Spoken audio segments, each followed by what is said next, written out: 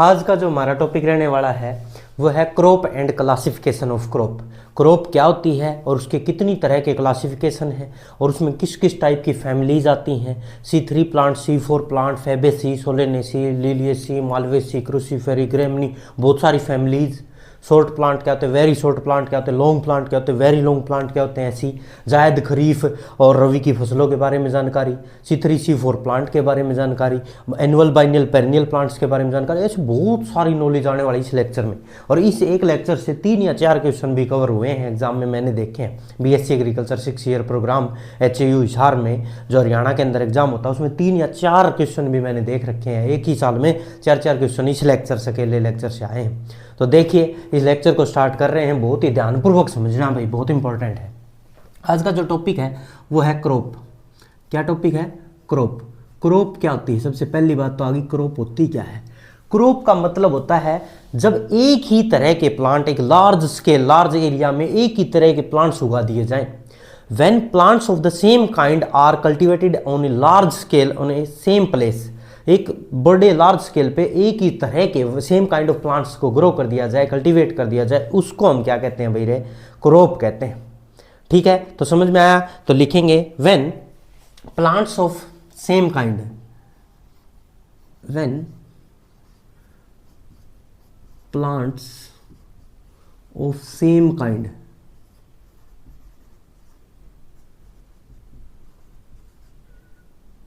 Cultivated,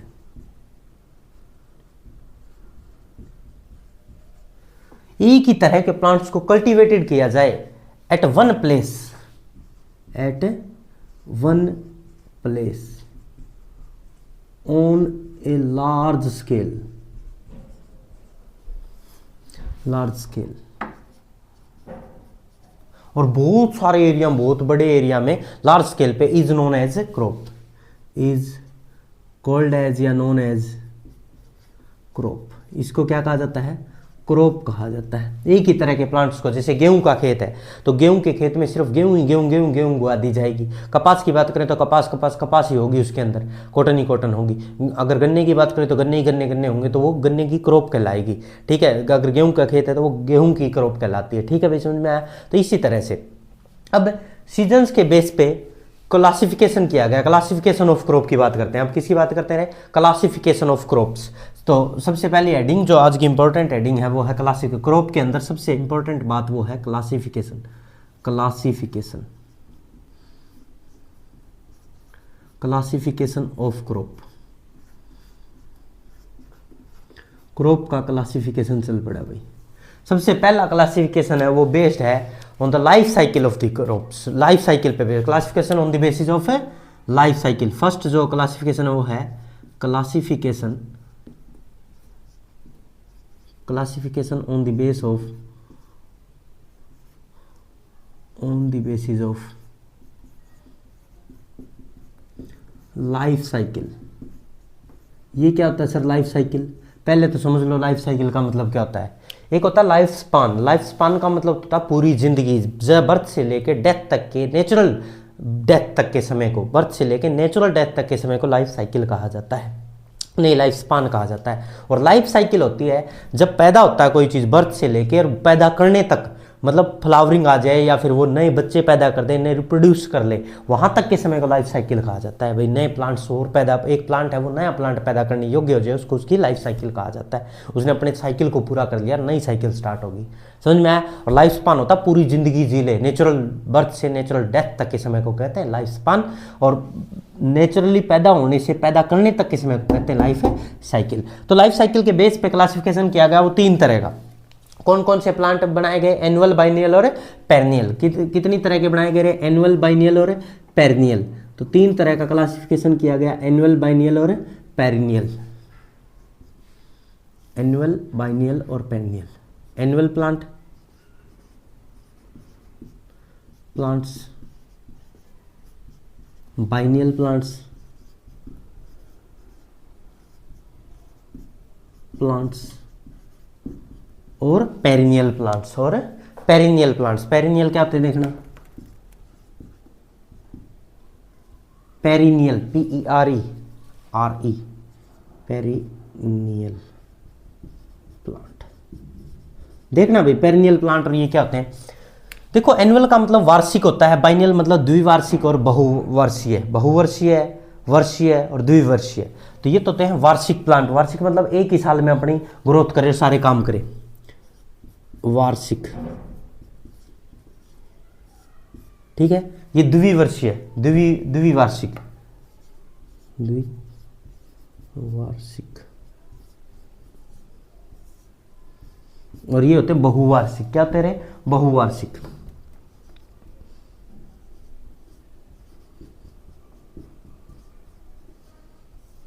देखिए इसका मतलब ये नहीं कि एक साल में पूरे में, ये 2 साल में, ये बहुत सारी साल में, ऐसा कुछ भी नहीं है। ये कंफ्यूजन है लोगों को। एनुअल का मतलब होता है एक साल में, नहीं। देखो प्लांट की ग्रोथ, ये क्या डेफिनेशन क्या बनेगी वो देखो ध्यान से, बहुत इंपॉर्टेंट है। जो ग्रोइंग सीजन होता है ना, जो अपनी लाइफ साइकिल को एक ही ग्रोइंग सीजन में पूरा करे, एक ही ग्रोइंग सीजन में अपनी लाइफ साइकिल को पूरा कर ले, ग्रोथ करे, जर्मिनेट करे, ग्रोथ करे और रिप्रोड्यूस करके फ्लावरिंग, फ्लोवरिंग, सीड और सारा काम करके एक ही सीजन में, नहीं कि साल में। मैं कह रहा हूँ सीजन वो 3 महीने का भी हो सकता है, 4 महीने का भी हो सकता है, 6 महीने का भी हो सकता है, साल से पहले पहले कहीं भी हो सकता है वो, पर वो दोबारा नेक्स्ट सीजन में नहीं ग्रो किया जाएगा, उसी सीजन में ग्रो किया जाएगा बस। तो एक सीजन की जो इसको रिक्वायरमेंट हो अपनी पूरी रिप्रोडक्शन लाइफ साइकिल को कंप्लीट करने के लिए, उसको कहते हैं एनुअल प्लांट। और जिसको 2 सीजन की जरूरत पड़े अपनी लाइफ साइकिल को कंप्लीट करने के लिए, वो बाइनियल प्लांट। और ये 2 से भी ज़्यादा सीजन्स की जरूरत पड़े अपने लाइफ साइकिल को पूरा करने के लिए, उसको कहते हैं पेरिनियल प्लांट। समझ में आ रहे? Plants complete their life cycle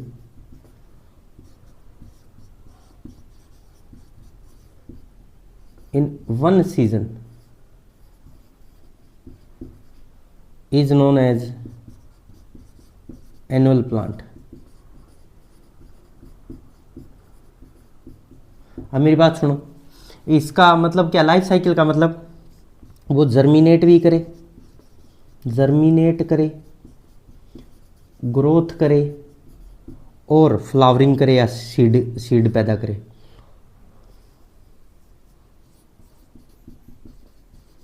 and produce seed in 1 season. एक ही सीजन में सारे काम कर ले, उसको कहते हैं भाई रे क्या? Annual plant. और एनुअल प्लांट के अब एग्जांपल्स की बात करो सर, वीट, राइस, बार्ले, जई, जौ, ज्वार, बाजरा, ये सारे जितने भी हैं सारे के सारे किसके एग्जांपल हैं रे? एनुअल प्लांट्स के एग्जांपल है सर। तो एग्जांपल से लिख दें मैं एनुअल के, वीट, राइस, बार्ले, ओट, जई, बाजरा, ज्वार, एक्सेट्रा एक्सेट्रा, और भी बहुत हो सकते हैं। ठीक है सर, हमें एनुअल समझ में आ गया, जिसको अपनी लाइफ साइकिल पूरा करने, जर्मिनेट, रिप्रोड्यूस और सारे फ्लावरिंग, सीडिंग सब करने के लिए एक ही सीजन की जरूरत पड़े, वो होता है सर एनुअल प्लांट। वार्षिक जिसको कहा जाता है, क्या कहा जाता है? वार्षिक जिसको कहा जाता है। ठीक है सर, द्विवार्षिक या फिर बाइनियल प्लांट, जिसको अपनी लाइफ साइकिल को पूरा करने के लिए 2 सीजन की जरूरत पड़ेगी सर। हाँ देखिए,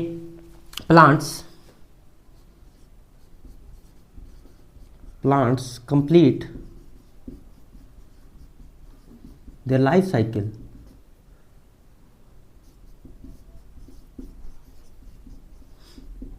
in 2 season is known as biennial plant।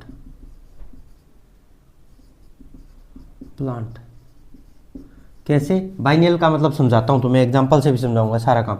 Germinate, growth और फ्लावरिंग करने के लिए उनको 1 से ज़्यादा सीजन, 2 सीजन की जरूरत पड़ेगी। जैसे मैं एग्जांपल से समझाता हूं, तुम्हें ऐसे समझ में नहीं आएगा। रेडिस, एग्जांपल सुनो फिर समझाऊंगा, पहले एग्जांपल सुनो इसके। एक तो रेडिस इसका एग्जांपल है, मूली, कैरेट, शुगर बीट, चुकंदर, कैबेज, कॉलीफ्लावर, ब्रोकली, कॉलीफ्लावर हो गया, ब्रोकली होगी, ये सब इसके एग्जाम्पल हैं। तो सर ओनियन भी इसी का एग्जाम्पल है, ओनियन। सर आप कह रहे हो ये चीज़ें होती हैं, इनमें सीड तो हमने देखा नहीं, फ्लावरिंग तो कभी देखी नहीं। देखी है, देखो तुम जैसे मूली है, कैरेट है, ये सर्दियों में उगाई जाती हैं, सारी की सारी चीज़ें सर्दियों में एक सीजन में उगाई गई, उसमें ये ग्रोथ करती रहती, ग्रोथ जर्मिनेट करती है, फिर ग्रोथ करती रहती है, और उस पूरे सीजन में ये क्या करती रहेगी, ग्रोथ ही करती रहेगी, ये कभी भी फ्लावरिंग करेगी ही नहीं, सीड आएंगे ही नहीं। तो सर इसमें सीड या फ्लावरिंग कब होगी, इनको छोड़ दो तुम, गर्मियाँ आ जाने दो। गर्मियों में वैसे तो पहले उखाड़ के खा जाते हैं लोग, बेच देते हैं या खा जाते हैं, पर अगर किसी ने छोड़ दिया, जिससे सोगरी लगती है, सुना हो तो किसी ने, मूली की सोगरी लगती है, प्याज के ऊपर डंठल आ जाता है, उसमें बीज होते हैं उसके बहुत सारे, तो ये सारी चीज़ें, कैरेट में भी ऊपर फ्लावर आके बीज आने लगते हैं, तो इनमें भी सब में बीज आते हैं। कैबेज गोभी को छोड़ दिया जाए तो उसमें से भी एक डंठल निकलता है सोगरी की, जैसे इसमें भी होता है, जैसे मूली में होता है, ऐसे गोभी में भी देखने को मिलता है। अच्छा जी, तो ये सब जो एक सीजन में तो सिर्फ ग्रोथ ही ग्रोथ करती रही, और दूसरे सीजन में इनमें से डंठल निकला और उसमें से फ्लावरिंग आई और सीड पैदा हो गए, रिप्रोडक्शन करने की नए सीजन की जरूरत पड़ी, 2 सीजन की जरूरत अपनी लाइफ साइकिल को पूरा करने के लिए, उसको कहते हैं बाइनियल प्लांट। भाई अपने सीड फ्लावरिंग करने के लिए दूसरे सीजन की जरूरत पड़गी, उसको कहते हैं बाइनियल प्लांट, द्विवार्षिक प्लांट। समझ में आया, plant complete their life cycle in 2 season is known as biennial plant. जैसे मैंने एग्जांपल से समझा दिया, मूली के सोगरी लगती है ना, वो नेक्स्ट सीजन में लगती है, सर्दियों में तो वो ग्रोथ करती है, खाने लायक कच्ची होती है, और जैसे गर्मियों में ले जाओगे मूली को, फाड़ो ना, उखाड़ो मत, तो वो क्या हो जाएगा, उसके अंदर से बीज निकलने लगेंगे, सीड फ्लावरिंग ये सब करने लगेगा वो। ठीक है, ऐसे ही सभी में होता है, इन सब example, radish, carrot, sugar beet, cabbage, cauliflower, broccoli और ऑनियन, ये सब एग्जाम्पल है बाइनियल प्लांट्स के, याद रहे भाई सभी को। अब बात करते हैं पेरिनियल प्लांट। पेरिनियल क्या होता है सर, पेरिनियल प्लांट वो होते हैं जिनको अपनी लाइफ साइकिल पूरा करने के लिए 2 से भी ज़्यादा सीजन की जरूरत होती है। जितने भी बड़े बड़े प्लांट होते हैं, जितने भी फ्रूट्स के प्लांट्स होते हैं, लार्ज ट्रीज होते हैं, सब किसके एग्जाम्पल है, पेरिनियल प्लांट्स के एग्जाम्पल है। देखिए तो शुगर कैन भी इसी में आता है। प्लांट्स देखिए, plants complete their life cycle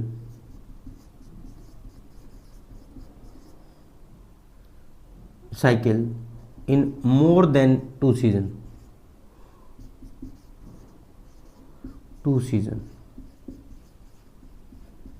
is known as perennial plant।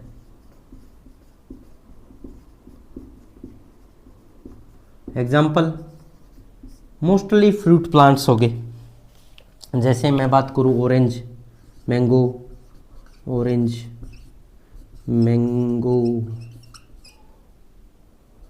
Coconut, बनाना,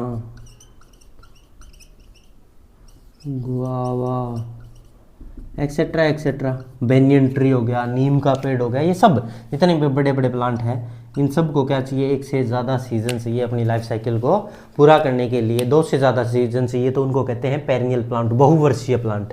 ये द्विवार्षिक प्लांट और ये वार्षिक प्लांट थे। समझ में आया? इनका मतलब एनुअल का मतलब 1 साल में नहीं होता, एनुअल का मतलब होता है 1 सीजन में। बाइनियल का मतलब 2 साल नहीं होती, 1 ही साल में, चाहे वो 2 सीजन हो, चाहे वो 7 महीने में 2 सीजन आ जाए, 2 सीजन चाहिए होते हैं ना कि साल 2। अरे ये याद रहे, ईयर नहीं होती 2 सीजन होते हैं, या मोर देन 2 सीजन्स होते हैं। ठीक है भाई, ये ध्यान रहे, और इनके एग्जाम्पल्स मैंने याद करवा दिए हैं, इन्हीं में से कोई ना कोई तुम्हारे एग्जाम में आने की संभावना है।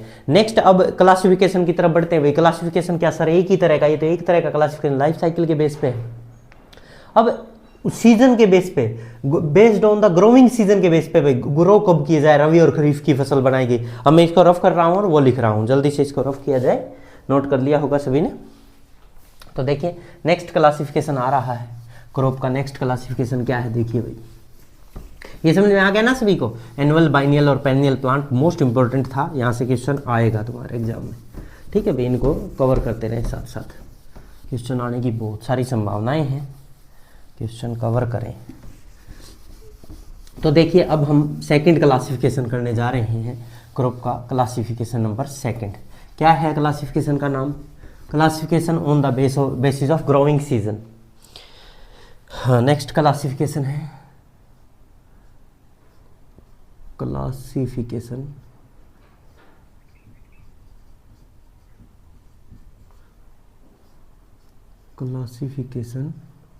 based on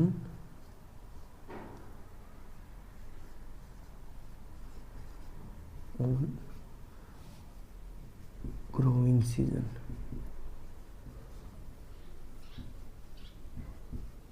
सीजन के बेस पे देखिए 2 तरह की फसल बनाई गई, एक नहीं, 3 तरह की मान लो, रवि, खरीफ और जायद, रवि, खरीफ और जायद की। तो देखें हम इसका क्लासिफिकेशन कर ही देते हैं।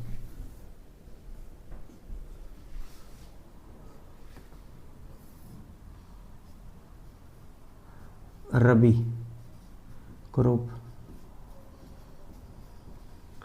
खरीफ क्रॉप और जायद क्रॉप। बहुत इंपॉर्टेंट लेक्चर है ये। तो यहाँ से क्वेश्चन आने की बहुत संभावना है, रवि, खरीफ और जायद। तो हमने इनको याद करना, और सारी ट्रिक भी मैं बता चुका और भी बता रहा हूँ फिर से। मैं लिखवा नहीं रहा, ट्रिक बोल लूंगा और साथ साथ एग्जाम्पल हर बात करूंगा, तो देखते जाना भाई। जो रवि की फसल होती है ना, इसको ग्रो किया जाता है। कब ग्रो किया जाता है? सोन कब किया जाता है? सोन मतलब इसको ग्रो करना, उगाया जाता है सोन विंटर में सर। कब किया जाता है? विंटर में। और विंटर में भी महीना कौन सा होता है सर, बताना कौन सा महीना होता है? अक्टूबर से दिसंबर के बीच में, अक्टूबर टू दिसंबर सर, अक्टूबर से दिसंबर में, ठीक है सर। इनको सोन किया जाता है अक्टूबर से दिसंबर। और इनको हार्वेस्ट कब किया जाता है सर? हार्वेस्ट, इनकी हार्वेस्टिंग गर्मियों में सर, समर में। समर में सर कब कराई जाती है? अप्रैल, जून, जुलाई, इनमें। अप्रैल से जून तक मान लो तुम कटिंग होती है। वैसे तो मार्च, अप्रैल, मई, जून सारे इसमें आते हैं हार्वेस्टिंग में, गर्मियों के दिन, ठीक है। लगभग अप्रैल जून के बीच में हो जाती है, ठीक है सर, हार्वेस्टिंग। इस पे सर आपने कोई कहानी बताई थी रवि क्रॉप पे, कोई कहानी जिससे कि मेरे को सारे एग्जांपल और ये बातें याद रह जाए, कब उगाई जाती है और कब काटी जाती है। तो देखो, रवि नाम का एक लड़का था, मैंने कहानी बताई थी रवि क्रॉप को याद करने की। रवि नाम का एक लड़का था, वो बहुत ही आलसी था। आलसी मतलब, रबी मतलब रवि की फसल की बात हो रही है, आलसी मतलब अलसी, अलसी, लिनसीड सीड, लिनसीड इसका एग्जाम्पल है, अलसी का पेड़, ठीक है सर। बहुत ही आलसी था वह। सर्दियों में सारा दिन सोता, सर्दियों में सोन सोता रहता, और गर्मियों में हर वक्त व्यस्त रहता, हर वक्त व्यस्त, हार्वेस्ट सो गर्मियों में हार्वेस्ट किया जाता, हर वक्त व्यस्त रहता था। और उसने अपने खेत में क्या उगा रखा था बताओ भाई? गेहूं और जौ की फसल उगा रखी थी। उसने क्या उगा रखा था? गेहूं और जौ उगा रखे थे अपने खेत में। तो वो क्या जाता था वहाँ, रखवाली करने जाता था खेत में। गेहूं और जौ भी इसके एग्जाम्पल हो गए भाई, गेहूं और जौ।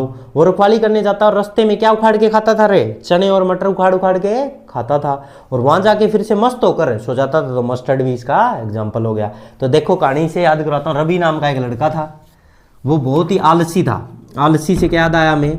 अलसी का पेड़, अलसी, अलसी इसका एग्जाम्पल था। लिनसीड जिसको कहते हैं, इंग्लिश में क्या कहते हैं रे?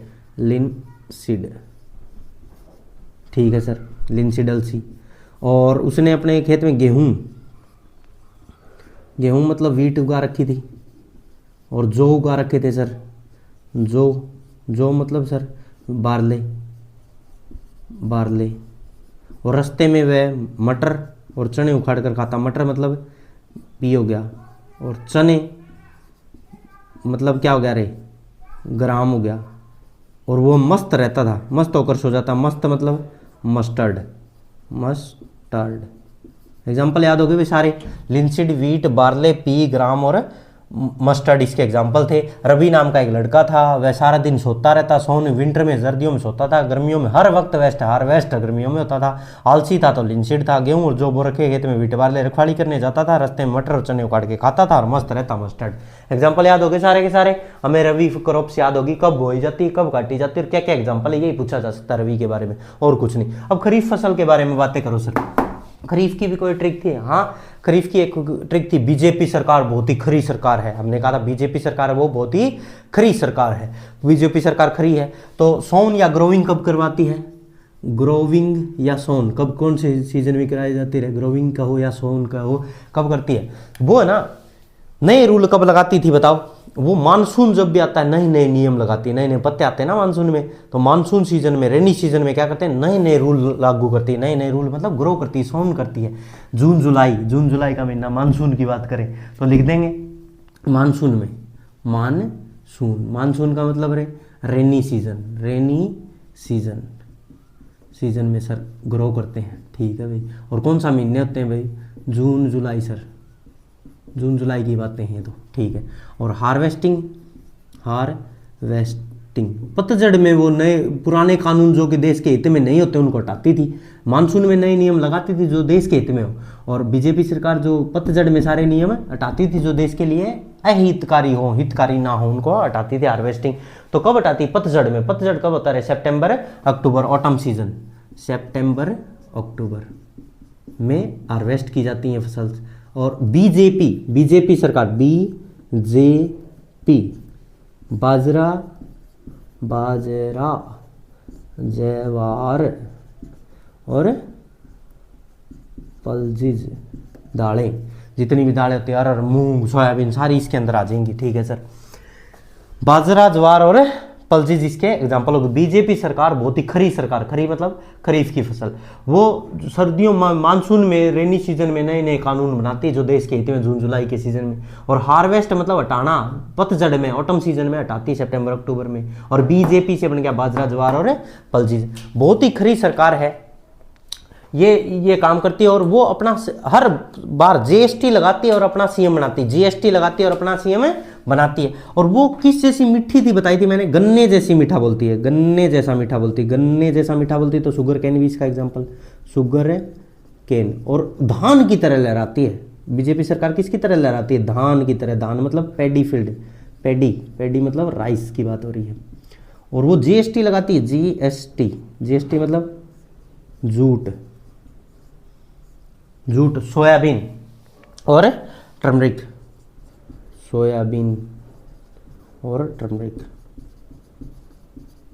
जीएसटी लगाती है और अपना सीएम बनाती, सीएम, कॉटन और मेज।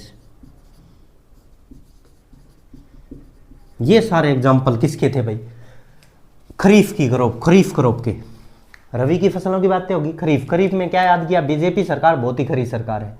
वो मानसून में नए नए नियम लगाती है जो देश के हित में हो, नए नियम मतलब ग्रो करती है, सोन करती है, उगाती है जून जुलाई रेनी सीजन में। और पतझड़, ऑटम सीजन में पत्ते गिरते हैं तो हटाती है, हार्वेस्ट करती है सितंबर अक्टूबर में। बीजेपी बाजरा, ज्वार और पल्सेस। गन्ने जैसी मीठी सरकार है, बोलती है और धान की तरह लहराती है, जीएसटी लगाती है और सीएम बनाती है। ये सारे एग्जाम्पल याद करने की ट्रिक्स मैं पहले भी बता चुका हूँ और फिर बता रहा हूँ। तो रवि क्रॉप याद होगी हमें, खरीफ क्रॉप याद होगी। अब बात कर रहे हैं किसकी? जायद क्रॉप्स की। किसकी बात करते हैं? जायद क्रॉप की। जायद क्रॉप इंटरमीडिएट सीजन में उगाई जाती है भाई, ग्रो की जाती है इंटरमीडिएट, इनके बीच में। ना ही तो ये सीजन होता ना ये इंटरमीडिएट सीजन, लिख देता हूँ डायरेक्ट ही समझ में आ जाएगा सभी को। बीच का इंटरमीडिएट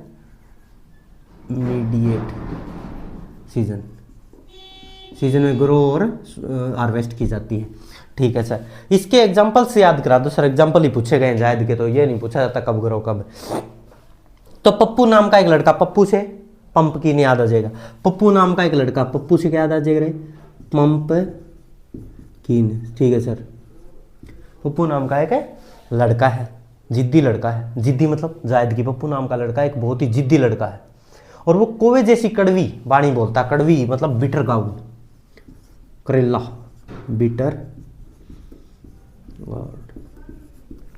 और वो कोवे जैसी वाणी बोलता है। और मीठी वाणी बोलने वाले गोलू गॉड्स जितने भी है, ये लोकी लक्की जितनी भी आती हैं सारी इसी में आती हैं।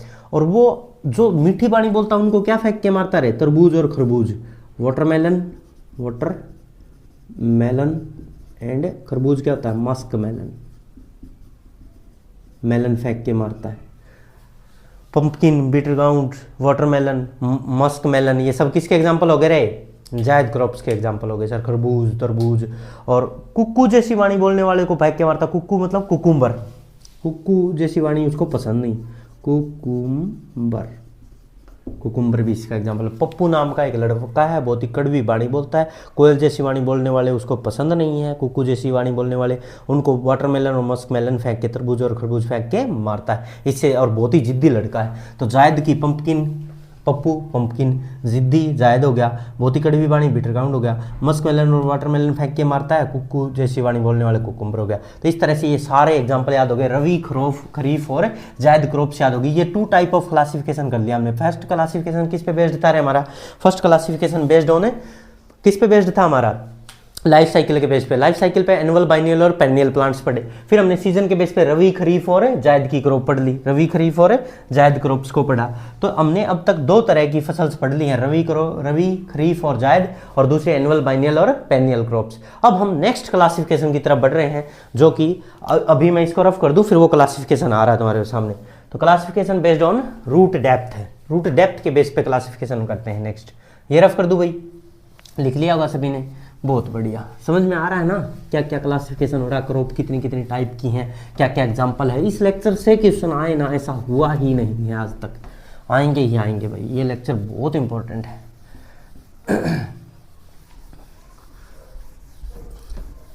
तो देखते रहें, बहुत इंपॉर्टेंट लेक्चर है, क्वेश्चन बहुत सारे आते हैं, भर भर के क्वेश्चन आते हैं इस लेक्चर से। तो देखिए और भी बहुत सारे question.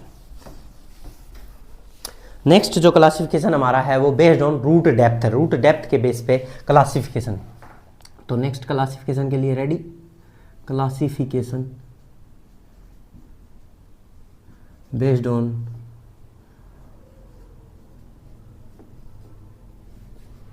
Root depth.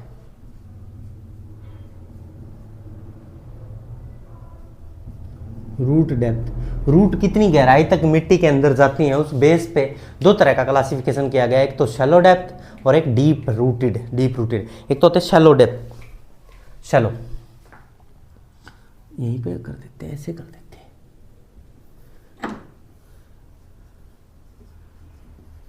Shallow depth, और एक deep depth, deep rooted, deep. अब थोड़ा समझा दूं फिर दिखाता हूँ। सेलो जो डेप्थ होती है ना, वो 5 से 6 सेंटीमीटर तक की रूट है ना, जो जड़ें हैं वो बस 5 से 6 सेंटीमीटर मिट्टी के अंदर जा सकती हैं, उससे ज़्यादा नहीं जाएंगी। जैसे कि हम बात करें राइस की, वीट की, या चिकपी जो काबली चना होता है उसकी बात करें, तो ये सब क्या होते हैं, ऊपर ही ऊपर रूट रहती, थोड़ी सी नीचे आई तक जाती है और आसानी से उखाड़ के इनको ख़त्म किया जा सकता है, उखाड़ा जा सकता है, गेहूँ को, चावल को, राइस को, इनको बारले को, ओट को, इनको। तो ये सब किसके एग्जाम्पल हो गए भाई, शैलो डेप्थ के, बहुत ही कम 5 से 6 सेंटीमीटर डेप्थ के। और एक होता है 25 से 30 सेंटीमीटर डेप्थ, जैसे कि हम बात करें शुगर कैन की, बाजरा की, जवार की, अरहर की, मूंग की, मूंग नहीं अरहर, मैज, कॉटन, ये सब किसके एग्जाम्पल है, डीप रूटेड के एग्जाम्पल है। इनकी जो रूट होती है 25 से 30 सेंटीमीटर तक चली जाती है। तो हम लिखने वाले हैं इसमें तो ओनली 5 से 6 सेंटीमीटर तक ही जाए रूट, 5 से 6 सेंटीमीटर डेप्थ होती है, ठीक है। और इसमें 25 से 30 सेंटीमीटर तक जा सकती है रूट, ठीक है। इसके जो एग्जाम्पल होने वाले हैं वो क्या क्या एग्जाम्पल हो सकते हैं, वीट हो सकता है, बारले हो सकता है,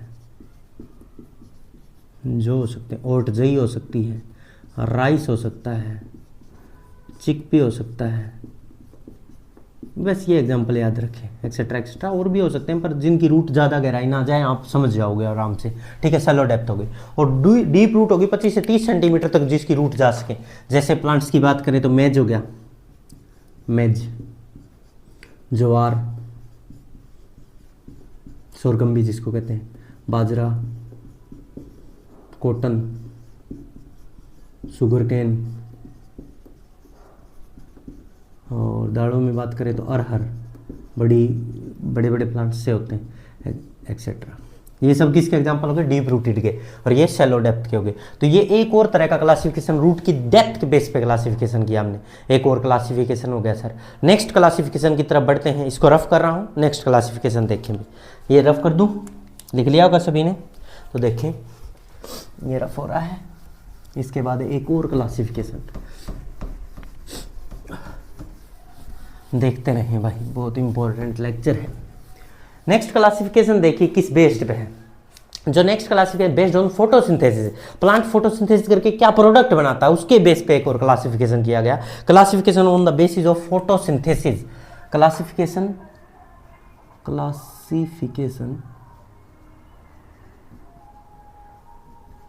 on the basis of photosynthesis.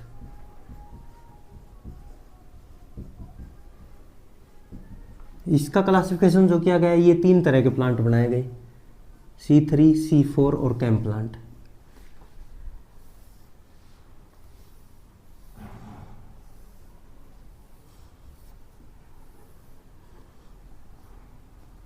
C3 plant, C4 plant और केम प्लांट।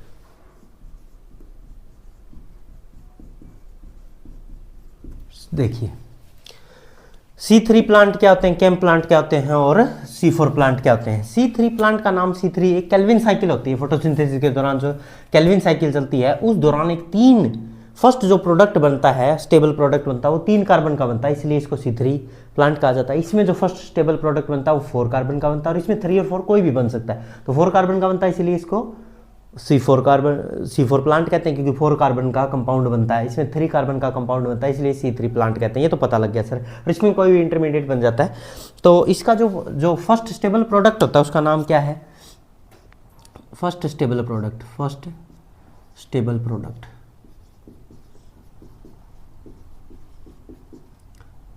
3 कार्बन का होता है पहली बात तो, और उसका नाम क्या है, PGA, फॉस्फोग्लिसरिक एसिड,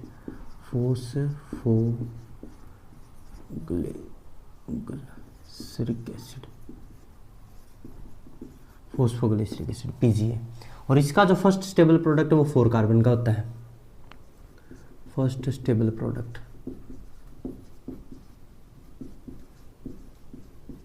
वो 4 कार्बन कंटेनिंग है, 4 कार्बन का है और उसका नाम है OAA, ऑक्जेलो एसिटिक एसिड,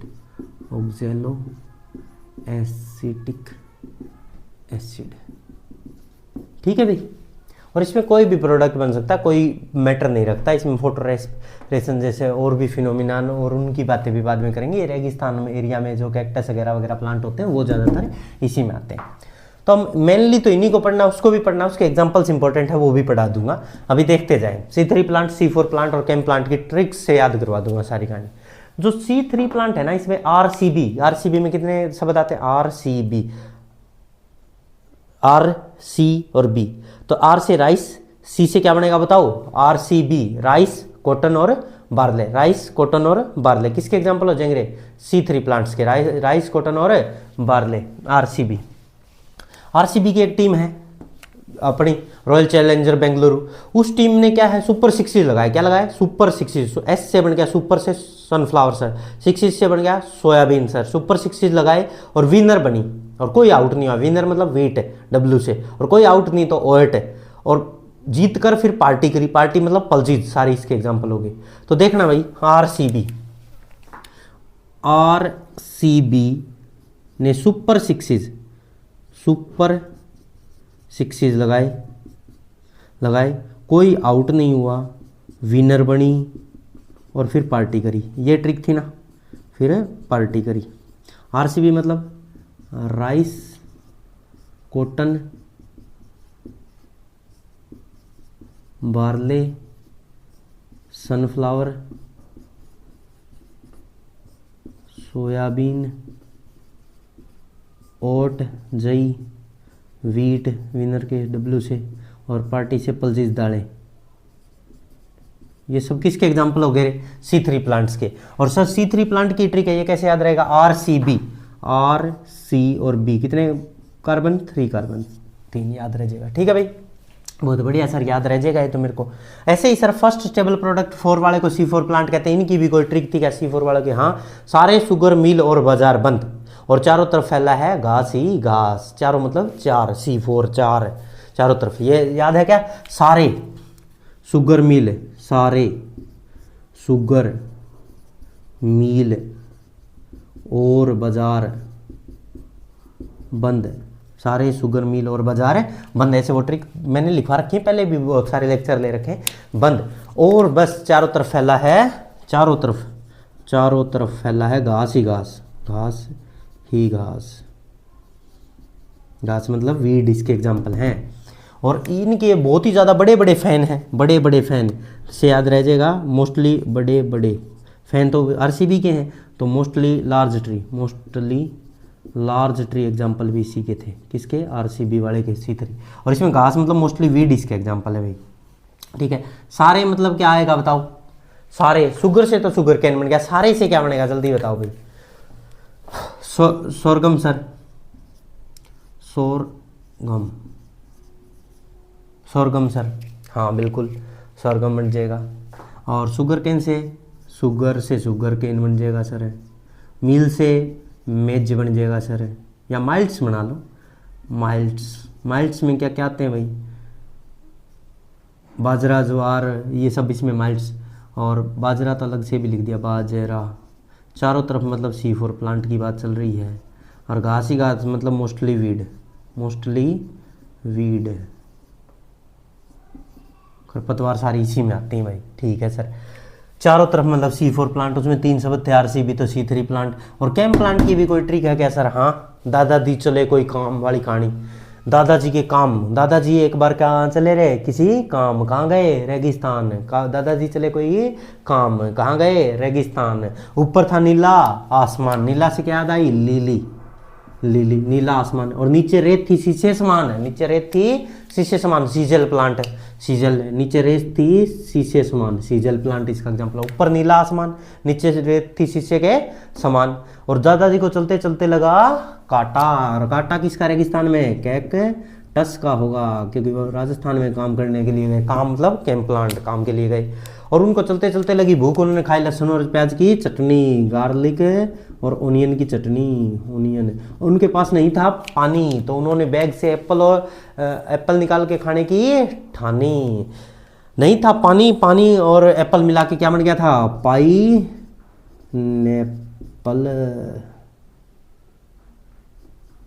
अरे पाइनएप्पल याद आ गया। तो लिली, सीजल, कैक्टस, गार्लिक, ओनियन और पाइनएप्पल किसके एग्जाम्पल वगैरह, कैंप प्लांट के। कैंप प्लांट कहाँ उगते हैं, रेगिस्तान में, डेजर्ट एरिया में कैंप प्लांट उगते हैं। और ये वाटर कंजर्वेशन का इनका एक टेक्निक है, ये पानी को बहुत ही कम लॉस करते हैं। इनको जो स्टोमेटा होते हैं, पानी का लॉस करने के लिए स्टोमेटा होते हैं, सांस लेने के लिए, वो बहुत ही डेप्थ में होते हैं, ताकि पानी का लॉस कम से कम हो और वह जलने से बचते रहें, बहुत ज़्यादा हाई टेम्परेचर से बचे रहें। अरे समझ में आया क्या? ये क्लासिफिकेशन नंबर है 4 हो गया, 4 नंबर का क्लासिफिकेशन। सबसे पहला क्लासिफिकेशन किस पे बेस्ड किया था रे हमने, लाइफ साइकिल के बेस पे, एनुअल, बाइनियल और पेनियल। दूसरा क्लासिफिकेशन हमने सीजन के बेस पे, रवि, खरीफ और जायद। तीसरा क्लासिफिकेशन रूट डेप्थ के बेस पे क्या क्या किया, शैलो डेप्थ और डीप रूटेड प्लांट्स की बातें करी। और ये जो क्लासिफिकेशन किया ये फोटोसिंथेसिस के बेस पे, ये भी 3 तरह का होता है। कौन कौन सा, C3 प्लांट, C4 प्लांट और कैंप प्लांट। यहाँ तक कोई डाउट है किसी को, समझ में आया भी सभी को? बहुत बढ़िया। अब इसको रफ कर रहे हैं और next classification, most important classification की तरफ बढ़ रहे हैं। इसको रफ कर दें तो देखिए ये रफ हो रहा है, और इससे आगे बढ़ते हैं। 5th नंबर क्लासिफिकेशन की तरफ बढ़ते हैं। बहुत ही इंपॉर्टेंट क्लासिफिकेशन है। फैमिलीज, बहुत सारी फैमिली पढ़ाएंगे, और सारी फैमिली यहाँ से क्वेश्चन ना आए ऐसा नहीं हो सकता भाई। ये क्लासिफिकेशन मोस्ट इंपॉर्टेंट है, यहाँ से क्वेश्चन आएगा ही आएगा। ठीक है, देखते रहें, लगे रहें, मेहनत करते रहें। तो देखिए नेक्स्ट क्लासिफिकेशन आ रहा है।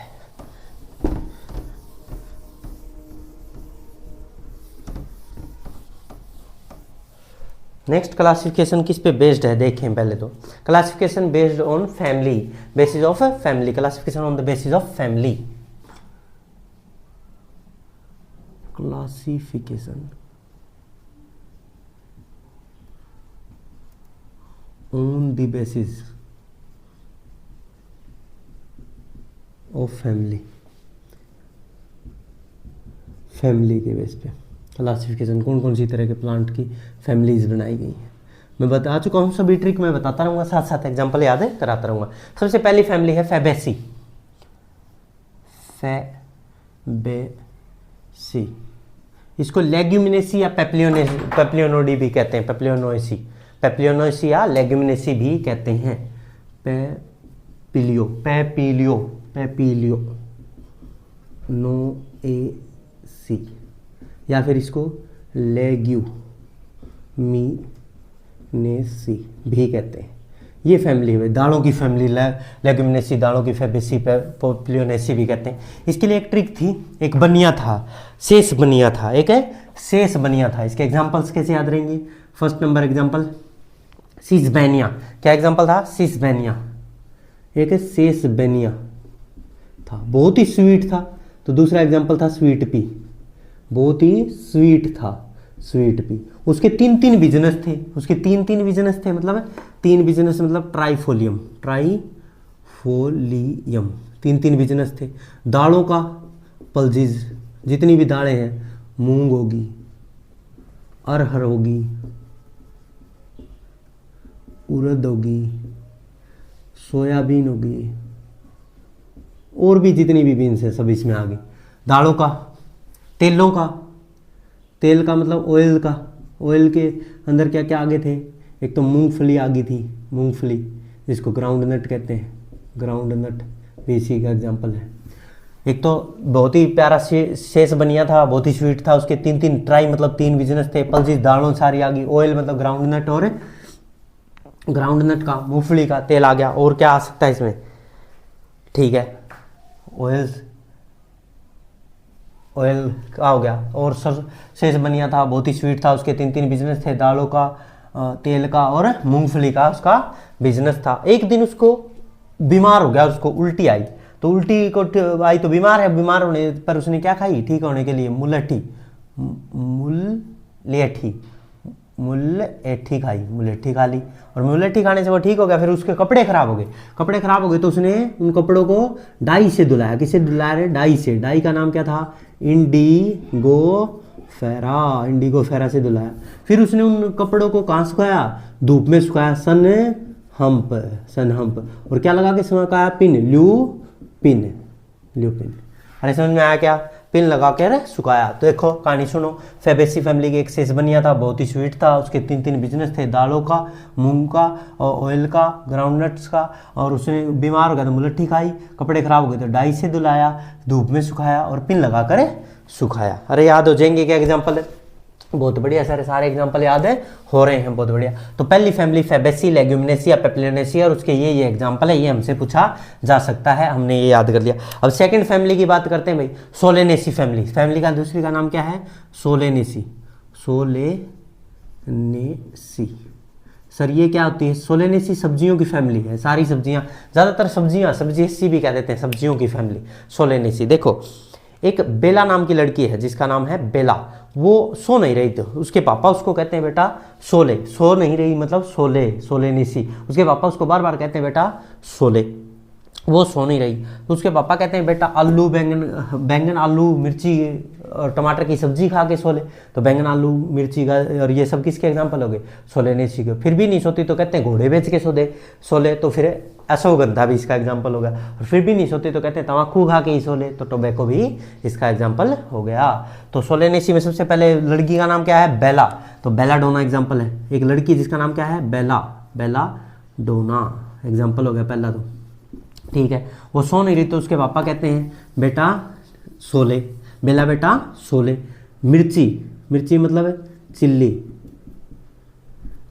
टमाटर टोमेटो, ब्रिंजल बैंगन, पोटैटो आलू की सब्जी खा के सोले। फिर भी नहीं सोती तो क्या कहते हैं? घोड़े बेच के सोले,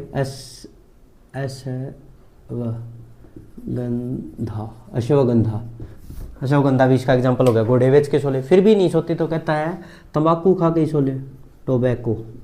और फिर भी नहीं सो रही तो कहते हैं तेरे को नहीं तो पीटूंगा, पीटूनिया।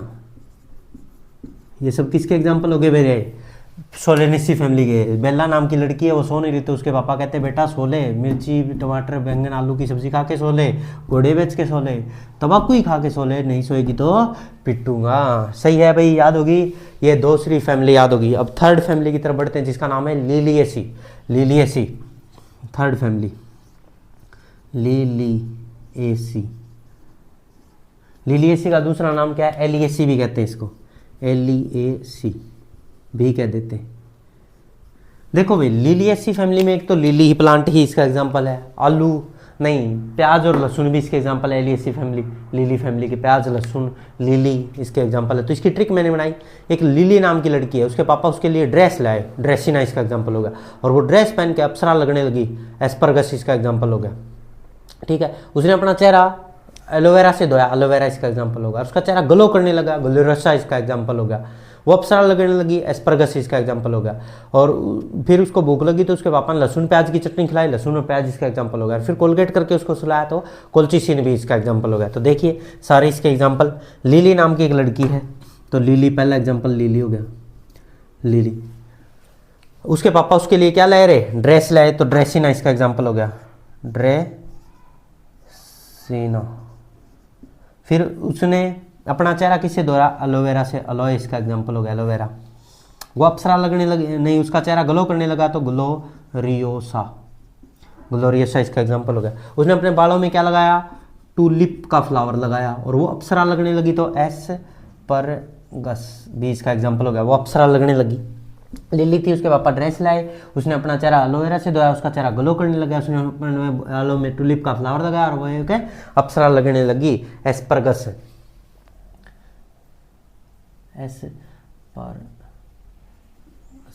अप्सरा लगने लगी। फिर उसने लहसुन और प्याज की चटनी खाई, लहसुन मतलब गार्लिक और ओनियन, लहसुन प्याज की चटनी खाई। और फिर उसके पापा ने कहा कोलगेट करके सुना, कोलचिसिन भी इसका एग्जाम्पल हो गया। कोई डाउट है भाई कोलचिसिन तक? Lily, ड्रेसिना, alloy, gloriosa, tulip, asparagus, garlic, onion और कोलचिसिन इसके एग्जाम्पल हो गए।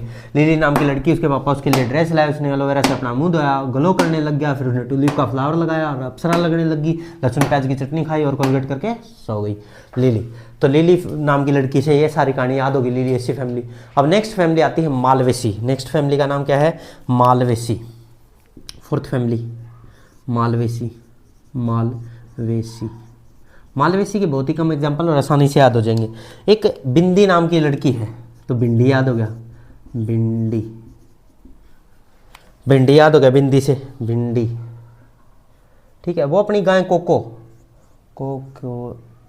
कोको प्लांट होता है एक, के लिए माला बनाती है, माला मतलब मालवेसी। भिंडी नाम की लड़की है, अपनी गाय कोको के लिए माला बनाती है और माला में वो कॉटन, कपास और गुड़ल, गुड़ल मतलब हिबिस्कस, कस के फूल लगाती है, गुड़ल और कपास के फूल लगाती है। तो ये चार एग्जाम्पल याद रख ले, मालवेसी फैमिली, भिंडी, कोको, कॉटन और हिबिस्कस, याद रह जाएंगे भाई। मालवेसी फैमिली भी कंप्लीट हुई। मालवेसी के बाद बात करते हैं नेक्स्ट फैमिली, एस्ट्रेसी कंपोजिटी या सनफ्लावर फैमिली। एस्ट्रेसी कंपोजिटी या सनफ्लावर फैमिली, एस्ट्रेसी या कंपोजिटी या फिर सनफ्लावर फैमिली। एक तो सनफ्लावर ही एग्जांपल हो गया, एस्ट्रेसी, कंपोजिटी या सनफ्लावर फैमिली का हो गया भाई।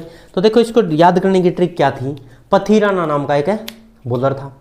पथिराना ने सूरज को नमस्कार करके, सूर्य को नमस्कार करके ऐसी बॉल फेंकी। फाइनल मैच चल रहा था, पथिराना नाम का बैट्समैन नहीं बॉलर है और सीएसके चेन्नई सुपर किंग्स में खेलता है। तो उसने क्या करी, सूरज को नमस्कार करके, सूरज, पथिराना मतलब पार्थेनियम एग्जाम्पल हो गया। तो पथिराना नाम का खिलाड़ी है, पार्थेनियम। पार्थेनियम को कैरेट ग्रास, गाजर घास भी कहा जाता है, कैरेट ग्रास, कैरेट ग्रास या कांग्रेस ग्रास भी कहते हैं इसको, पार्थेनियम। और सूरज को नमस्कार करके मतलब सनफ्लावर इसका एग्जाम्पल हो गया, सनफ्लावर। ऐसी बॉल फेंकी कि सभी को आउट कर दिया। तो जो दूसरी सामने वाली टीम वो क्या करने लगी, क्राई करने लगी, रोने लगी, क्राइसेंथेमम, क्राइसेंथेमम, क्राई करने लगी, सभी को आउट कर दिया उसने। पथिराना ने ऐसी बॉल फेंकी कुछ इस तरह, इस तरह मतलब एस्टर, बॉल फेंकी कुछ इस तरह, सूर्य को नमस्कार करके पथिराना ने फेंकी, सूरज को नमस्कार करके। सामने वाली टीम क्या करने लगी, क्राई करने लगी और कंपटीशन में सभी को जीत दिलाई। उसने क्या कराया, कंपटीशन में सभी को जीत दिलाई। और जीतने के बाद उनको क्या मिला, क्या रे, उसने सबको आउट कर दिया और आउट करने के बाद उनको सबको मिला गोल्ड। तो मैरी गोल्ड भी इसका एग्जांपल होगा, मैरी गोल्ड। उनको जीतने के बाद क्या मिलेगा, गोल्ड ही मिलेगा। तो मैरी गोल्ड भी इसका एग्जांपल होगा। तो क्रूसीफेरी नहीं, एस्ट्रेसी, कंपोजिटी या सनफ्लावर फैमिली के एग्जांपल भी याद हो गए। अब नेक्स्ट फैमिली है ग्रेमिनी, ग्रेमिनी या पोएसी। नेक्स्ट फैमिली आ गई ग्रेमिनी या पोएसी, ग्रेमिनी या पोएसी, पोएसी। तो इसके एग्जांपल मैंने कैसे याद कराए थे, गांव के लोग सर्कस देखने, मेले में सर्कस देखने, मेले मतलब मेज, माइल्स, माइल्स में आता है मेज, ज्वार बाजरा, ज्वार और बाजरा। मेले में सर्कस, सर्कस मतलब सीरियल्स, सीरियल्स, नाच जितने भी आगे, वीट, राइस, बार्ले ओट, ये सब इसमें आ गए। सर्कस देखने जाते हैं, वहाँ पे एक बांस की लकड़ी पर खेल दिखाने वाला बच्चा, बांस मतलब बेम्बू, बेम्बू, बेम्बू, बांस की लकड़ी पर खेल दिखाता है और वो घास के ढेर पर गिर जाता है, ग्रासीज इसके एग्जाम्पल हो गए, ग्रासीज। और फिर वो उठकर गन्ने का जूस पीता है और फिर से खेल दिखाने लगता है, शुगर केन, शुगर केन। ये सब किसके एग्जाम्पल हो गए भाई?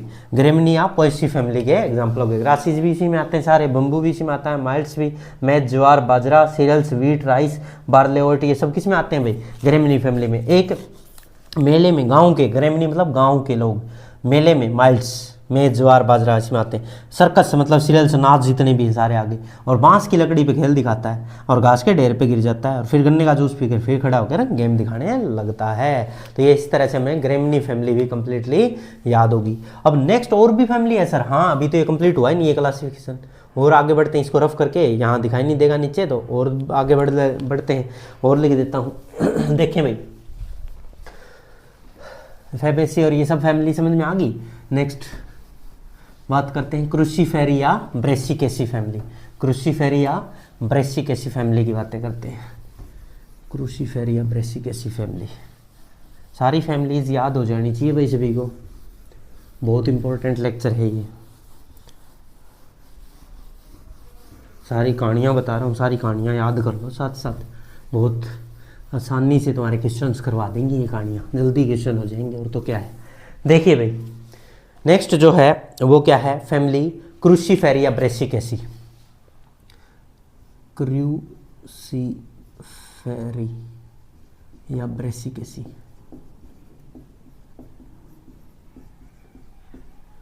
क्रूसीफेरी या ब्रेसिकेसी 7th नंबर। इसके देखो, बरसात के मौसम है, बरसात के मौसम में चारों तरफ क्या दिखाई देता है? रेडिश रेडिश दिखाई देता है। तो रेडिश, मूली इसका एग्जांपल हो गया, रेडिश, ठीक है भाई। और हम घूम घूम के टर्न कर करके टर्निप चारों तरफ देखते हैं, turnip.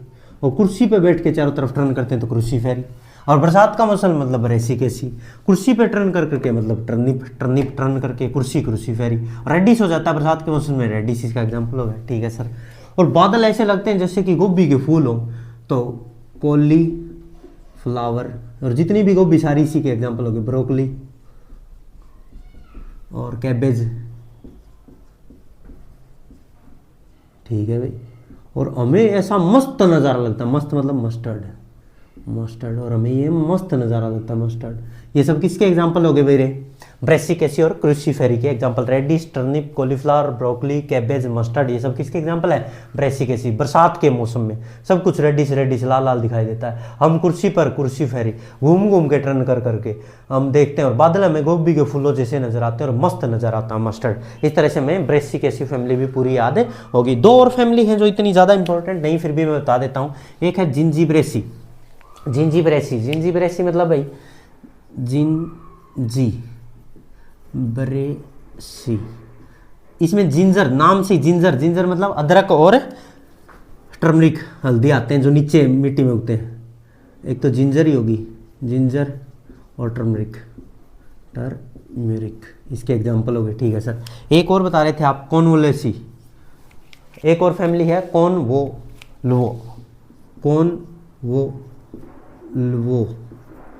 कॉर्नवोल्वो Lesi family. Convolvulaceae family में क्या आता है भाई? एक एग्जांपल याद रखें, स्वीट पी, शक्करकंदी, sweet potato, sorry potato, sweet potato, शक्करकंदी इसका कॉर्नवोलेसी फैमिली होती है। स्वीट पी आता है। जिंजीब्रेसी में जिंजर और टर्मरिक आते हैं। क्रूसीफेरी ब्रेसिकेसी में radish, turnip, cauliflower, broccoli, cabbage और मस्टर्ड आते हैं। इस तरह से हमने ये 6th क्लासिफिकेशन भी कंप्लीट कर लिया। Classification on the basis of family, family के बेस पे क्लासिफिकेशन भी हमने कंप्लीट कर लिया। अब हम नेक्स्ट क्लासिफिकेशन की तरफ बढ़ रहे हैं, जल्दी से इनको नोट करें फिर हम आगे लिखते हैं। देखिए ये लिख लिया होगा classification on the basis of family. Family का क्लासिफिकेशन लिखने के बाद अब हम आगे बढ़ रहे हैं। जो क्लासिफिकेशन आने वाला है वो, अब जो क्लासिफिकेशन आएगा वो प्लांट्स का जो टाइप आने वाला है वो बेस्ड है किस पे, क्रॉप ड्यूरेशन पे। वो कितने समय तक, वेरी शॉर्ट, भाई 75 दिन के अंदर ही फसल को उगाया गया और काट लिया गया तो वो वेरी शॉर्ट होगी। शॉर्ट होती 75 दिन से ज़्यादा, 75 से 100 दिन के बीच है, 75 to 100 डेज ले ले उसको शॉर्ट कहते हैं। वेरी शॉर्ट 75 डेज से भी कम ले या 75 ही ले उसको वेरी शॉर्ट कहते हैं। मीडियम होगी जैसे कि 100 से 125 डेज ले ले उसको मीडियम प्लांट्स कहते हैं, मीडियम क्रॉप होगी। और मीडियम के बाद अगर लॉन्ग की बात करें तो 125 to 150, 150 दिन तक, 150 150 दिन तक चले वो क्या कहलाती है, लॉन्ग प्लांट का क्रॉप कहलाती है। वेरी लॉन्ग होगी, 150 दिन से भी ज़्यादा ले ले वो वेरी लॉन्ग के एग्जाम्पल हो जाएंगे। तो देखिए अब हम इन्हीं की चर्चाएं कर लेते हैं। Classification on the basis of duration of crop, crop के ड्यूरेशन पे बेस्ड क्लासिफिकेशन कर लेते हैं भाई। देखिए ज़रा classification on the basis of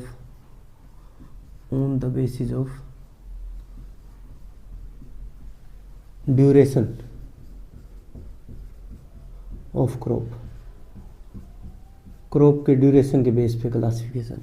ये 6th या 7th नंबर जो भी क्लासिफिकेशन है वही है। और इसमें जो पहली बात आ रही है वो है very short plant, up to 75 days. Very short होता है वो कितने दिन लेता है, 75 दिन तक ही काम, वो फसल कट कर तैयार होकर हार्वेस्ट भी कर ली जाती है, कटिंग भी कर ली जाएगी इसकी। वेरी शॉर्ट सबसे पहला जो टाइप है वो वेरी शॉर्ट है, वेरी शॉर्ट क्रॉप। तो इसके अंदर होता है up to 75 days, up to 75 days, 75 दिन के अंदर ही कट जाएगी। और ये ऐसे मोस्टली पल्जीज में होता है, किसी में होता है, पल्जीज में, दालों में देखने को मिलता है, पल्जीज, दालों में देखने को ऐसा मिलता है, पल्जीज में ऐसा होता है। मोस्टली पल्जीज इसी के एग्जाम्पल, मोस्टली मैं ये नहीं कह रहा सारी की सारी, मोस्टली पल्जीज इसका एग्जाम्पल है वेरी शॉर्ट का, अप टू 75 डेज के अंदर तैयार हो जाती हैं। फिर आता शॉर्ट, शॉर्ट होता है 75 to 100 डेज, 75 to 100 डेज जिसको लगे वो कहलाते हैं शॉर्ट। और शॉर्ट में जैसे कि भिंडी आ गई, कॉलीफ्लावर आ गई, ये शॉर्ट के एग्जाम्पल हो जाएंगे। सेकंड नंबर पे आती है short plant, short crop, short. और इनको टाइम जो लगता है 75 to 100 डेज। और इसके एग्जाम्पल है भिंडी हो गया एक तो, भिंडी, कॉलीफ्लावर। और भी एग्जाम्पल जो आप सोच सकते हैं, खेतों में रहते हो तो देख भी सकते हैं, एग्जाम्पल सोच भी सकते हैं खुद भी, जो जल्दी तैयार हो जाए वो सारे 75 to 100 डेज के अंदर तैयार हो जाए। भिंडी, कॉलीफ्लावर एग्जाम्पल जो पूछे जाएंगे वो लिख रहा हूँ मैं, ठीक है, जो एग्जाम में पूछे जा रहे हैं हर बार। अब होता मीडियम, थर्ड वेरी शॉर्ट हो गया, 75 दिन तक पल्जीज होगी। फिर शॉर्ट हो गया, 100 डेज तक भी चले जाएं, भिंडी, कॉलीफ्लावर हो गया। फिर आते हैं मीडियम क्रॉप, वो होती है 100 to 125 डेज, 25 डेज ऐड करते चलो। मीडियम वाले में क्या आ जाएगा, 100 to 125 डेज। इसमें वीट हो गया, बाजरा हो गया, ज्वार हो गए, बार्ली हो गए, ओट हो गए, जो ये सब किसके एग्जाम्पल है, ये लगभग 125 दिन तक ले लेते हैं, लगभग 4 महीने के करीब करीब, ठीक है। तो मीडियम प्लांट आगे मीडियम क्रॉप, थर्ड एग्जाम्पल आगे मीडियम के। मीडियम जो क्रॉप है वो क्या हो जाएगी बताओ, कहाँ तक चली जाएगी, 100 to 125 डेज। और इसमें क्या क्या आते हैं, वीट आ गया, बार्ले आ गया, ओट आ गई, राइस भी लिख देते हैं, वैसे राइस जल्दी भी तैयार होते हैं आजकल तो, राइस हो गया, ज्वार हो गया। ये सब किसके एग्जाम्पल है, इसके एग्जाम्पल आ जाएंगे किसमें, मीडियम में एग्जाम्पल आ जाएंगे। मीडियम के बाद सर, मीडियम के बाद आ गया लॉन्ग, लॉन्ग में फिर 125 to 150 डेज तक लॉन्ग, जैसे खरीफ की जितनी भी फसलें लगभग लॉन्ग में आती है, कॉटन होगी वो भी लॉन्ग में आती है। तो फोर्थ लॉन्ग क्रॉप ये आ गई 125 to 150 डेज, 150 दिन तक जो चले। और इसमें मेनली कॉटन ही एग्जाम्पल पूछा गया है आज तक, कॉटन और खरीफ वाली फसल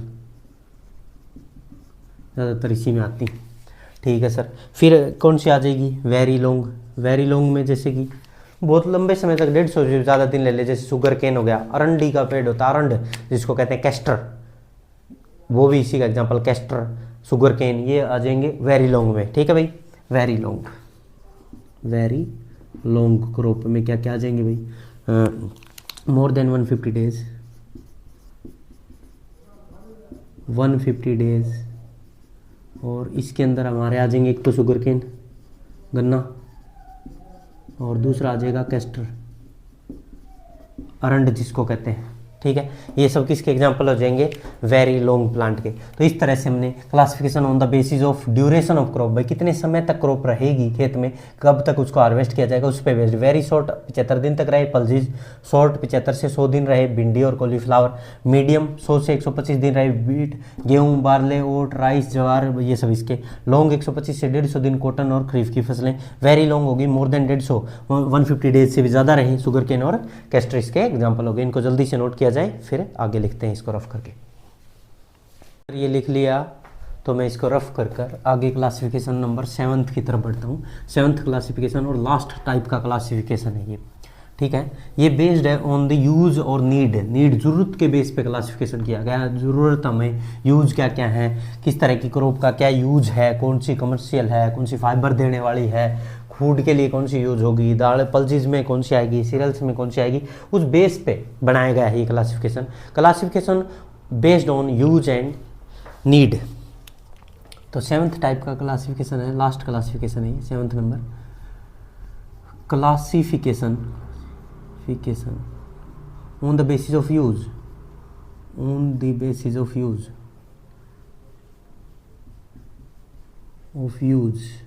या नीड कह दो, एक ही बात है, नीड कह दो या यूज कह दो। नीड के बेस पे बनाया गया है या यूज के बेस पे बनाया गया। सबसे पहले इसमें 10 टाइप के हैं, ये क्लासिफाई किया गया है उसको 10 तरह से। फूड क्रॉप के पहला जो क्लासिफिकेशन है वो फूड क्रॉप का मतलब जो खाना दे हमें। इसमें क्या क्या आते हैं सर, सारे अनाज आएंगे, सारी दालें आएंगी। तो नाज को कहते हैं सीरियल्स, नाज कितने हैं, सीरियल्स कहते हैं, और दालों को क्या कहते हैं, पल्जीज कहते हैं। तो सीरियल्स और पल्जीज इसके एग्जाम्पल है भाई, सीरियल्स प्लस पल्जीज इसके एग्जाम्पल हो गए। ठीक है सर, सीरियल्स और पल्जीज इसके एग्जाम्पल हो गए। नेक्स्ट जो क्लासिफिकेशन है वो कहता है सीरियल्स क्या आते हैं वो बताओ, और पल्जीज क्या आते हैं उसके एग्जाम्पल दो। तो देख लो, सेकंड जो है वो है सीरियल्स क्रॉप। सीरियल्स से सुन लो, सीरियल्स में होते हैं नाज में क्या क्या आएंगे, वीट आ गया, जैसे राइस आ गया, मेज आ गई, जो आ गई, जई आ गई, और भी एक्सेट्रा एक्सेट्रा बहुत सारे नाज जितने भी हैं सारे। ठीक है सर, पल्जीज नेक्स्ट है। पल्जीज में सारी दालें आ गई सर, मूंग आ गई, मूंग, सोयाबीन, अरहर, उड़द, एक्सेट्रा एक्सेट्रा और भी सारी दालें आ गई। ठीक है सर, पल्जीज आ गई। पल्जीज के बाद अब ये तो 3 क्लासिफिकेशन आप कह रहे थे 10 हैं, हाँ हैं 10 हैं। कमर्शियल क्रॉप पे आ गए अब हम।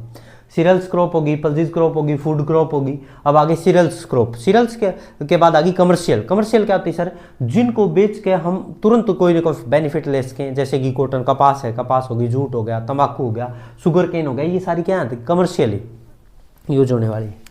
4th commercial crop. Commercial crops में क्या क्या आ जाएंगी भाई बताओ, जैसे कॉटन होगी सर, शुगर केन होगी, टोबैको हो गया, शुगर केन होगी, कॉटन है तो जूट भी हो गया। ये सब किसके एग्जांपल हो जाएंगे, इसके हो जाएंगे। ठीक है सर, कमर्शियल क्रॉप होगी। एक होती कोल क्रॉप। कोल का मतलब होता है जो सर्दियों में उगाई जाए, जो विंटर क्रॉप्स होती हैं उनको कहते हैं कोल क्रॉप्स। जैसे बताते हैं, 5th नंबर पे आ गई कोल क्रॉप। विंटर क्रॉप्स भी कहते हैं इनको, विंटर क्रॉप भी कह दिया जाता है कोल क्रॉप को। और इसके अंदर क्या कहते हैं, कैबेज, कॉलीफ्लावर और ब्रोकली। कैबेज, कॉलीफ्लावर और ब्रोकली, गोभी की वैरायटियाँ सारी। ठीक है सर, ये कोल क्रॉप होगी। 5 टाइप्स हो गए सर। और गार्डन क्रॉप जो गार्डनिंग के लिए छोटी मोटी सब्जियां बोई जाए, वेजिटेबल्स एग्जांपल हो जाएंगे। गार्डन क्रॉप जिसको कहते हैं, गार्डन क्रॉप में क्या आ जाएंगी, वेजिटेबल्स आ जाएंगी, बस वेजिटेबल्स। ठीक है सर, गार्डन क्रॉप में वेजिटेबल्स आ गई, कोल में जो विंटर में ये गोभी वगैरह वगैरह बोई जाती है, कमर्शियल में ये आ गई, पल्सेस में दालें आ गई, सीरियल्स में सारे अनाज आ गए, फूड में सीरियल्स और पल्सेस सब इकट्ठे आ गए। ठीक है सर। और सर फील्ड क्रॉप जो एक बार बोई जाए, फिर दोबारा से हार्वेस्ट कर ली जाए, फिर अगेन नया सीड बोया जाए, फिर हार्वेस्ट की जाए, फिर बोई जाए हर एनुअली, ऐसी क्रॉप को फील्ड क्रॉप कहते हैं। Grown in large scale and replant after each harvesting, her harvest के बाद उनको रीप्लांट किया जाएगा, जैसे गेहूं होगी, कपास होगी, बारले होगी, ज्वार होगी, राइस हो गया, ये सब किसके एग्जांपल हो जाएंगे, फील्ड क्रॉप्स के। तो फील्ड क्रॉप एडिंग डाल दी जाए। 7th क्या है, फील्ड क्रॉप। फील्ड क्रॉप में क्या क्या आ जाएंगी, grown at large scale,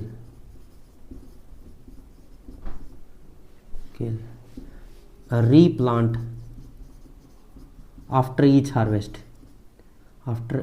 harvesting,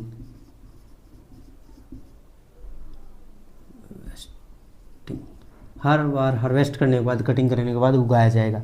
examples जो होंगे वो क्या क्या होंगे, वीट, राइस, मेज, बार्ले, ओट, कॉटन, एक्सेट्रा एक्सेट्रा, और भी शुगर कैन, सब इसके फील्ड क्रॉप में आ जाएंगे। ठीक है सर, फील्ड क्रॉप हो गया। फील्ड क्रॉप के बाद और भी है कोई, हाँ है, फाइबर क्रॉप्स, जो हमें फाइबर दे, कपड़े बनाने में जो हेल्प करे फाइबर, वो फाइबर दे। और फाइबर क्रॉप्स के एग्जांपल बताओ, फाइबर क्रॉप कौन कौन सी हो सकती है बताओ, जो पेपर क्लॉथ इंडस्ट्री है, पेपर इंडस्ट्री है, उनमें यूज हो फाइबर, वो वाला जो हमें फाइबर के लिए ग्रो कराई जाए। कॉटन हो गया और जूट, कॉटन और जूट इसके बेस्ट एग्जाम्पल है फाइबर क्रॉप्स के। तो फाइबर क्रॉप्स 8th नंबर पे आ जाएगी फाइबर क्रॉप।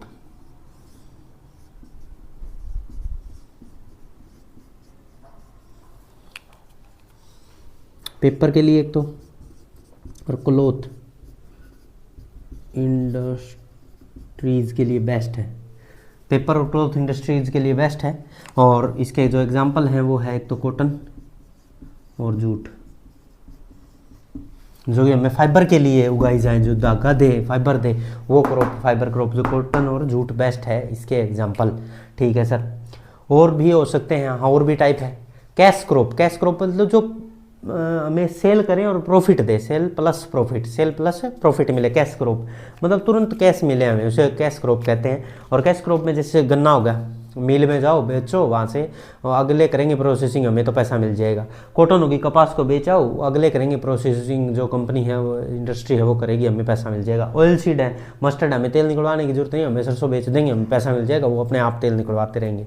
ठीक है, तो ये कैश क्रॉप होती है। 9 नंबर क्या है, कैश क्रॉप। कैश क्रॉप्स क्या होते हैं, ऐसी क्रॉप्स जिनको हम सेल करें और प्रॉफिट मिले, सेल करते ही क्या मिले हमें, प्रॉफिट मिले, उनको कैश क्रॉप कहते हैं। क्या करेंगे हम, सेल करेंगे और प्रॉफिट लेंगे, सेल प्लस प्रॉफिट। और ऐसी क्या क्या हो सकती हैं, जैसे शुगर केन हो गया, शुगर केन, गन्ने को बेचो और प्रॉफिट कमाओ। कंपनियां या फैक्ट्रियां, एजेंसीज हैं वो करेंगी जो भी काम, प्रोसेसिंग करना, गुड़ बनाना, शक्कर बनाना, उनका काम है, हमें बस खेत में से लेके और प्रॉफिट कमा लिया। ठीक है जी। और कॉटन हो गया, उसका भी हमें फाइबर नहीं निकालना, वो आगे प्रोसेसिंग होगी, हमें तो उसको बेचना है, सेल करना और प्रॉफिट कमा लेना है। कॉटन हो गया, शुगर केन हो गया, या ऑयल सीड्स हो गए जितने भी है, ऑयल सीड, हमें सरसों है तो हम सरसों का तेल थोड़े निकालेंगे, हम तो सरसों खेत में तैयार हुई और उसको बेच आए, उससे प्रॉफिट ले लिया सेल करके, हमें उसका प्रोसेसिंग से कोई मतलब नहीं है, बस कैश क्रॉप कहते हैं इनको, जिनको हम बेचकर प्रॉफिट कमाते हैं। ठीक है भाई। और 10th नंबर पे जो है सबसे important, plantation crop. Plantation crop क्या होता है सर, ऐसी क्रॉप जिसको लार्ज स्केल पे उगाया जाता है सर, और फिर उस प्लांट को रीप्लांट करने की, हार्वेस्ट करने के बाद हर बार रीप्लांट करने की जरूरत नहीं पड़ती, बार बार बोना नहीं पड़ता, उगाना नहीं पड़ता उसको। क्या करेंगे, उसके जैसे टी है, पत्ती तोड़ेंगे और हार्वेस्ट कर लिया, फिर अगली नेक्स्ट सीजन में फिर से पत्ते आ जाएंगी, फिर उनको हार्वेस्ट करेंगे, फिर नेक्स्ट सीजन में पत्तियाँ आ जाएंगी। जैसे उनको एक बार प्लांटेड कर देंगे, कल्टीवेट कर देंगे, तो उसके बाद बार बार उनको रीप्लांट करने की जरूरत नहीं है। ऐसे प्लांट्स को कहते हैं क्या, प्लांटेशन क्रॉप। तो ये 10th नंबर आ गया, प्लांटेशन क्रॉप। 10th नंबर पे हमारा प्लांटेशन क्रॉप। प्लांटेशन क्रॉप्स में क्या होता है, grown on large scale need not to be replant after harvesting harvest करने के बाद रीप्लांट करने की जरूरत नहीं पड़ती। एग्जाम्पल देखना भाई, इसके इंपॉर्टेंट है। इसके एग्जाम्पल सर टी हो गया, कॉफ़ी हो गया, कोके हो गया, ठीक है सर, ये सारे इसके एग्जाम्पल है। देखिए भाई, हमने हर तरह का क्लासिफिकेशन क्रॉप का, जितने भी टाइप हो सकते थे, जितने क्रॉप के क्लासिफिकेशन हो सकते थे, वो सारे कंप्लीट कर लिए। और यहाँ से BSc agriculture 6 year programme Hisar HU और हरियाणा में जो बीएससी एग्रीकल्चर का पेपर आता है, वहाँ 4 से 5 क्वेश्चन आएंगे और हर किसी के ठीक होंगे अगर उन्होंने इस लेक्चर को पूरे को देखा है। ठीक है, पढ़ते रहें। All the very best.